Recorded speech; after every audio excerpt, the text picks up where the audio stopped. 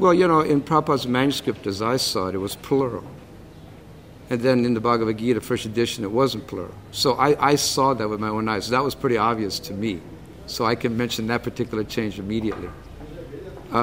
What was interesting to me was that in the course of being a trustee, especially in the very beginning, I would say that it wasn't unusual for me to receive maybe a half a dozen letters by email or by hard copy from different people pointing out errors in the Bhagavad Gita, in the Sanskrit, in the translation, in the word for word.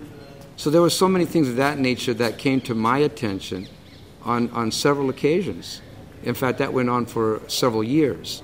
And every time I got it, I documented it. Then, of course, I gave it to Dravida Prabhu or Surdas, and we would, keep track of these things. And then when we were going to print another run of Bhagavad Gita, then we made sure that we did those particular changes. So, I think that Srila Prabhupada would want a first-class edition of the Bhagavad Gita.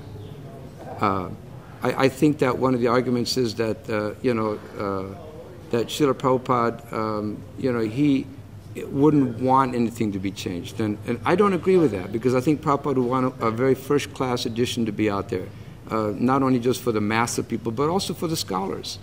And I was very familiar in the time of Rameshwar that he would speak extensively how Prabhupada was so happy to hear that the scholars were accepting the Bhagavad Gita. So Prabhupada was very concerned with that.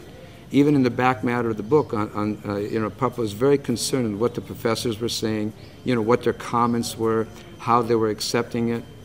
I remember Bhakti-tirtha Swami coming to Denver and telling us about how he was distributing Prabhupada's books to the professors, the colleges, universities, and how pleased Srila Prabhupada was that these professors, teachers, scholars were accepting his books.